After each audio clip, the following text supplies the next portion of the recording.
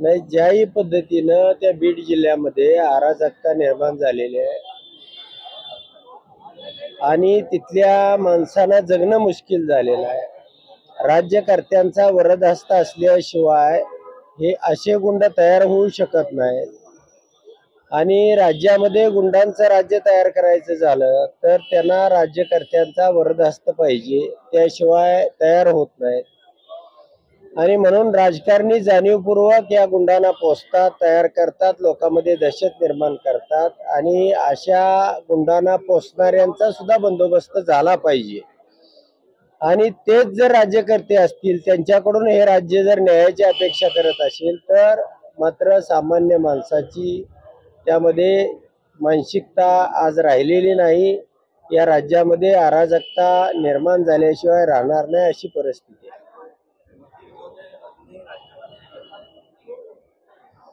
नाही, आता जे राज्यकर्ते आहेत हे ईव्हीएम मशीन मधून आलेले सगळे राज्यकर्ते आहेत आणि यांना राज्य करण्यासाठी अशाच पद्धतीचे लोक पाहिजेत. आणि त्यांचं मत झालेलं आहे की आम्ही ईव्हीएमच्या माध्यमातून येतोय, लोकांच्या मताचा आणि आमचा काही संबंध नाही, अशा पद्धतीची भूमिका भावना या राज्यामध्ये तयार झाली. 5 वर्ष मंत्रिपदावरती कायम राहण्यासाठी धनंजय मुंडे हे लॉबिंग करताना पाहायला मिळत आहेत.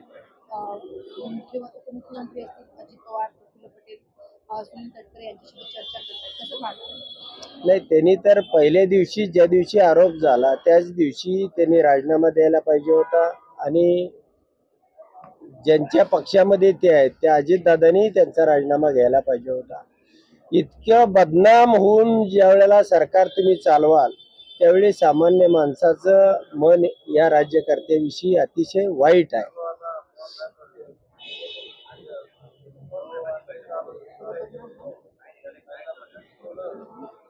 नाही, पवार साहेबांनी सगळ्या पक्षीय पातळीवरती वेगवेगळ्या पातळीवरती तरुणांना आणि जे सक्रिय काम करतात त्यांना संधी देणं, हा पराभव कसा झालाय हे समजावून सांगणं आणि यामधून पक्ष संघटनेला बळकटी येण्यासाठी काय फेरबदल करणं, या दृष्टीनं आज आणि उद्या 2 दिवस या ठिकाणी बैठक होणार आहे. उद्या आम्हा लोकांना, आमदार खासदारांना त्या ठिकाणी बोलवलेलं आहे. उद्या त्यामध्ये सविस्तरपणाने चर्चा होईल.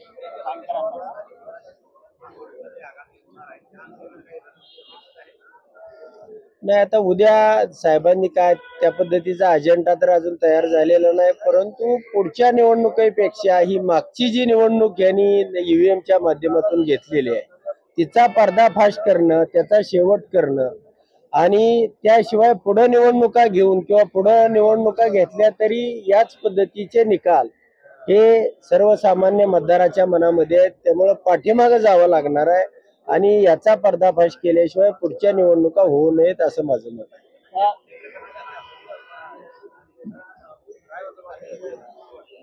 नाही, नक्कीच नक्कीच या राज्यकर्त्यांनी अशा पद्धतीचे आरोप झाल्यानंतर मागे विलासराव देशमुख असतील, अनेक आराराबा असतील, अनेक अगदी पाठीमागे रेल्वेचा अपघात झाला तर लालबहादूर शास्त्रींनी राजीनामा दिला होता आणि अशा प्रकारचे आरोप ज्या वेळेला खून, मर्डर आणि त्या वाल्या कोळ्यांनी कुणासाठी रांजण भरले, कुणासाठी हा खून करतोय, कुणासाठी हा दहशत माजवतोय हे सगळ्या राज्याला माहिती आहे.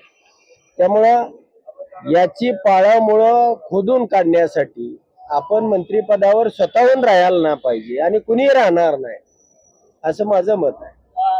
उत्तमराव जानकर, तुम्ही धनंजय मुंडेच्या संदर्भात एक स्पेसिफिक वर्ड वापरलेला होता, ते पुरुष वेश्या आहेत, तर त्याच्यावरती आक्षेप जो आहे तो त्यांच्या पक्षातल्या ज्या नेत्या आहेत, प्रवक्ते आहेत, उत्तमराव ठोंबरे पाटील यांच्याकडनं घेण्यात आलाय. त्या म्हणतात की उत्तमराव जानकरांना राजकीय संस्कृती नाही, त्यामुळे त्यांच्याकडनं अशी वक्तव्य जी आहेत ती बाहेर पडतात असं त्यांचं म्हणणं. नाही, ते त्यांच्या पक्षाचे नेते आहेत आणि तुमच्या पक्षामध्ये अशाच प्रकारचे सगळे नेते आहेत का?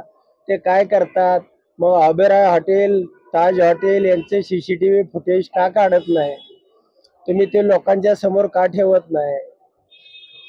आणि रोज नवा मंच, नवा बाज, नवा ताज, हे काय बीड जिल्हा महाराष्ट्र झोपलेला नाही, सगळ्यांना सगळं माहिती असतंय. त्याच शब्दामध्ये सांगितलं पाहिजे असा त्याचा हे नाही. पण माझं मत आहे की कोण काय म्हणजे त्याचं नेतृत्व काय आहे, त्याचं कर्तृत्व काय आहे, हे ज्या त्या पक्षातल्या सगळ्यांना आणि सरकार म्हणून तुम्हाला माहिती आहे, गृहमंत्री म्हणून तुम्हाला माहिती आहे, त्याचे CCTV फुटेज काढा, महाराष्ट्र हादरून जाईल. या सगळ्या वाल्मिक कराडांच्या प्रकरणामध्ये जवळपास 20हून अधिक महिलांची चौकशी करण्यात आलेली आहे असं माहिती कळते. नाही, त्याची संख्या मी सांगणं बरोबर नाही, पण अशा कितीतरी महिला आहेत, आक्रोश करतायत. दया करुणा किती आहेत आणि किती जणांवरती हा सगळा, म्हणजे माझ्या शब्दामध्ये सांगणं ते बरोबर नाही, पण राज्यकर्त्यांना हे सगळं ठाऊक आहे आणि तरी सुद्धा ते तेरी बी चूप मेरी बी चूप अशा पद्धतीनं त्या ठिकाणी बसलेले आहेत आणि हे बरोबर नाही.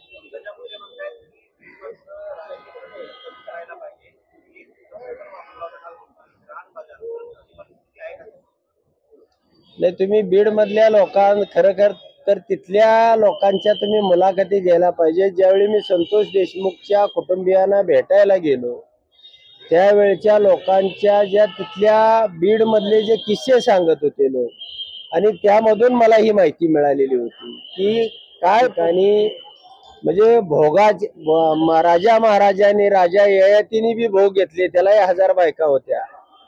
त्यापेक्षाही यांचा स्क्वेअर मध्ये, राजा ययातीच्या स्क्वेअर मध्ये यांचं मोजावं लागेल अशा पद्धतीचा भोग, आणि भोगासाठी सत्ता आणि सत्तेसाठी राजकारण, असा हे चक्रव्यूह आहे. याच्या पलीकडे याच्यामध्ये काय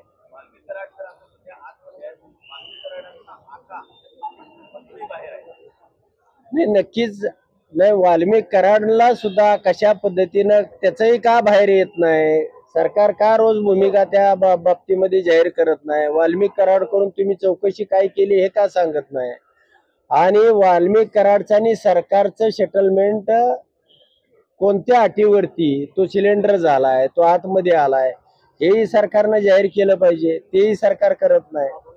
म्हणजे त्याला राजेशाही थाट, त्याला बाज दिली जाते, त्याला त्याची पाठ दुखते, अंग दुखते, मालिश करण्यासाठी त्याला लोक पाहिजे. त्यासाठी तो कोर्टामध्ये अर्ज करतोय की मला माझा हँड पाहिजे. म्हणजे कशा पद्धतीचा त्याचा बादशाही रुबाब होता हे त्या ठिकाणी ती मानसिकता कोर्टामध्ये अर्ज केल्यानंतर आपल्याला कळून येईल. नाही, मुख्यमंत्री हे सगळे मंत्री हे EVM मधून आलेले आहेत, या राज्यामध्ये यांचं सरकारच आलेलं नाही, त्यामुळं यांना लोकांशी घेणं देणं नाही.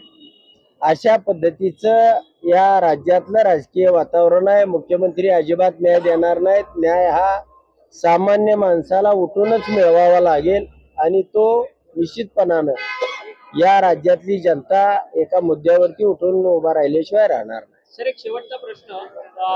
धनंजय मुंडे यांनी नैतिकतेच्या आधारावरती राजीनामा द्यावा असं सातत्यानं सत्ताधारी आमदार आणि विरोधक आमदार दोन्ही म्हणतात, परंतु तेच धनंजय मुंडे स्वतःचं मंत्रिपद वाचवण्याकरता आता सध्या लॉबिंग करताना पाहायला मिळत आहे. ते सातत्यानं प्रफुल्ल पटेल, अजित पवार, सुनील तटकरे यांची भेट घेतात आहेत आणि आपलं मंत्रिपद वाचवण्याचं बघतात आहेत. या गोष्टीकडे कसं पाहतात? नाही, त्यांनी लॉबिंग करावं का न करावं हा त्यांचा भाग आहे, पण ते ज्या पक्षाचे प्रमुख आहेत अजितदादांनी सगळ्यात पहिल्यांदा त्यांचा राजीनामा घेतला पाहिजे, निपक्ष चौकशी केली पाहिजे, त्यामध्ये कुणी दोषी आहेत त्या सगळ्यांना फासावरती लटकवलं पाहिजे. आणि नुसता संतोष देशमुखचा एक खून नाही, असे असंख्य खून आहेत, अशा असंख्य भोग आहेत की त्या सगळ्याचा छडा आणि तपास लावला पाहिजे. दादा म्हणतात की जोपर्यंत पुराव्यामधून काही आढळत नाही, निष्पन्न होत नाही, तोपर्यंत राजीनामा घेणं योग्य नाही म्हणून अजितदादांकडून. आता अजितदादाकडून हीच अपेक्षा राहिली होती, आता यापेक्षा दुसरी काय अपेक्षा करणार.